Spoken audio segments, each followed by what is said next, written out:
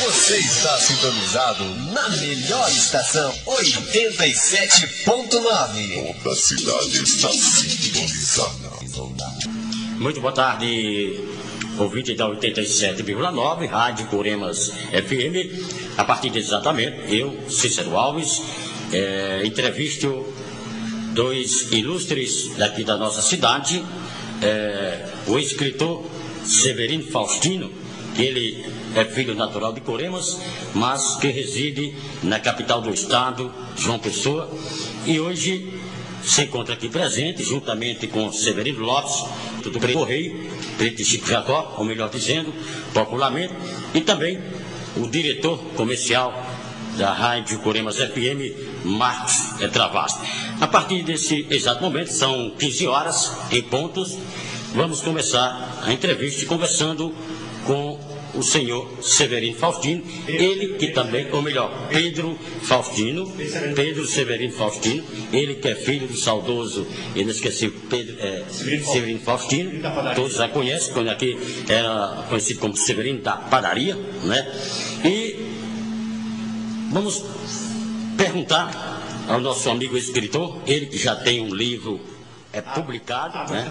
Água, a Essência da Vida. Águas, a Essência da Vida. A Essência da Vida, um belíssimo livro. E também tem mais 4 livros aí para publicar, com certeza vai publicar para todos os coremenses, não só para Coremas, como também para o Brasil e o mundo. Porque quando se trata também de rádio, hoje não se trata só de Coremas, se trata de Coremas, região e também todo o país e todo o mundo, porque também tem gente sintonizada na Coremas Net, né? A Coremas Net, na internet de Coremas. E o que o senhor acha desse exato momento de nossa cidade de Coremas? Como é que ela se encontra hoje? Como também foi a nossa cidade no passado, que já nós somos descendentes dos índios cariris, né? Cariris significa bravos, índios valentes naquela época, e, portanto, eu queria saber que você falasse da origem, do nascimento de Coremas, do futuro que virá e também do presente que nós se encontramos hoje aqui em Coremas. Boa tarde a todos os ouvintes da FM Coremas 87.9.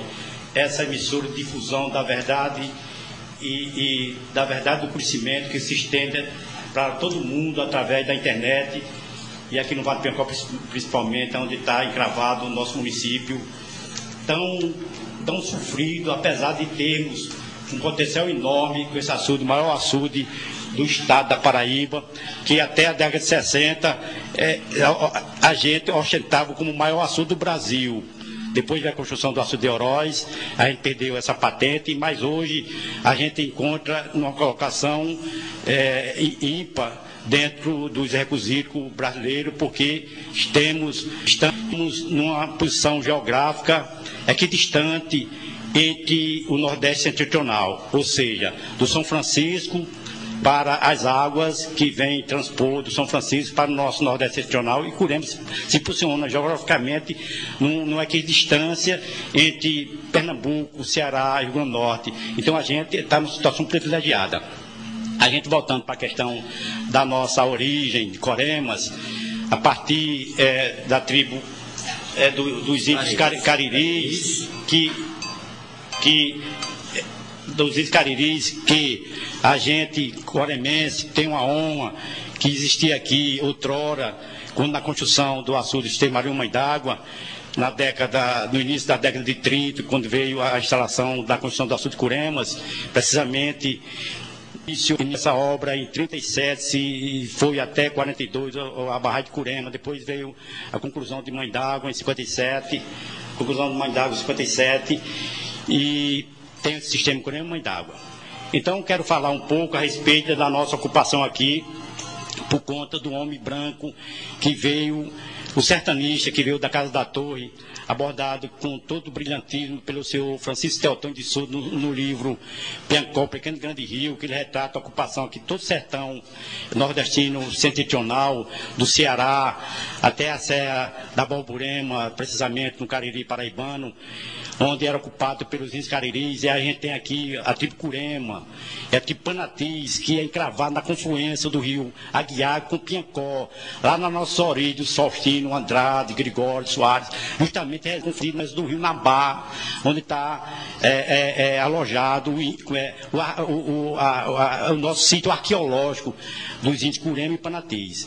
E provavelmente existe, dentro da bacia do açude Curemas, já coberto pelas águas do açude, sítio arqueológico desses índios, dessa tribo tão brava, que originou o nosso município, não só o nosso município, todo os nossos sertões do Nordeste setentrional. E com a ocupação, com a invasão do homem branco vindo da Casa da Torre lá da Bahia, houve a princípio uma resistência, até porque essas terras pertenciam à nossa origem, que é a indígena. O homem branco chegou aqui desbravando e queria tomar a terra a pulso, na marra, mas a gente houve uma resistência. Só o índio Panati, que é um povo pacato, manso, gosta de fazer amizade, foi que cedeu. Mas os índios Curema em si, que a gente sabe pela história, o próprio livro da Eduardo Brilhante, o Curema, um lugar na sua história, aborda essa questão. O índio Curema, povo bravo, que tem como cacique Piancó, e isso fez com que a nossa descendência, o nosso coremense, todo o pessoal do Vale do Piancó, é um povo que tem um caráter forte, por conta que a gente tem uma descendência de homens bravos. Já em questão já que falamos aqui no açude de Curemas, no meu ponto de vista, eu tenho apenas 49 anos de idade, nasci em 1961, no meu ponto de vista, quando foram construir este açude, inclusive o meu pai, Manuel Rufino de Souza, também trabalhou nesse açude de Curemas, como também o meu tio Pedro Severino Lopes conhece bem, chamado Pedão, também trabalhou nesse açude, que ele era armador.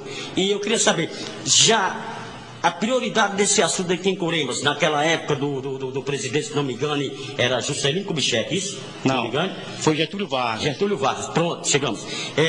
Na construção desse açude, esse açude de Curemas não já foi construído justamente em forma de uma caixa d'água para receber a transfusão do Rio São Francisco? Aí vem cá, já que começaram a construção daquele açude, por que também eles não deram início a essa transfusão já imediatamente do São Francisco para a caixa d'água? Seria o açude de Curemas no projeto naquela época? Perfeito, Cícero Alves. A sua pergunta é muito pertinente. Eu vou fazer uma abordagem histórica, uma resgate histórico a respeito de tudo isso. Em 1857, houve uma grande seca aqui no Nordeste setentrional, onde Dom Pedro II programou, e está nos livros, em toda a literatura dessa área, que ele diz que venderia a última joia da coroa em benefício da transposição. E isso foi passando os tempos. O primeiro açude construído, antes até mesmo da inspetoria, foi o açude de Cedro lá em Quixadá. Isso no final do século XIX para o século XX. Quixadá, para que o povo saiba, é no estado do Ceará. No Ceará. Isso. Foi o primeiro açude do Denox. Não existia nem o Denox ainda. Nem a inspetoria. Foi quando justamente Dom Pedro viu a calamidade e quando já se falou da transposição, o Ceará foi o estado mais afetado, até porque o Ceará tem o maior açude seco do mundo, que é o rio Jaguaribe, é o rio maior do mundo. Então o estado do Ceará, nesse ano, nessa seca de 1857, morreu muita gente, muito gado, ele ficou muito sensibilizado, e essa política de açudagem aqui no Nordeste começou pelo Ceará, justamente no açude de Cedro, em Quixadá.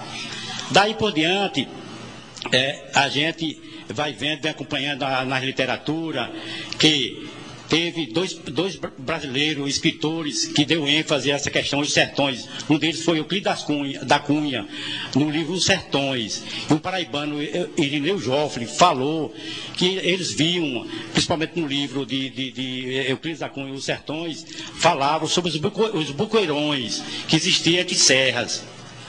Então, Euclides da Cunha abordou muito no livro dele, Os Sertões, E a partir daí, o engenheiro Miguel Arrojado Lisboa, o primeiro diretor do DENOX, ele fez uma conferência no Clube de Engenharia, no Rio de Janeiro, ou seja, precisamente a data, 28 de agosto de 13, o presidente da República era Hermes da Fonseca.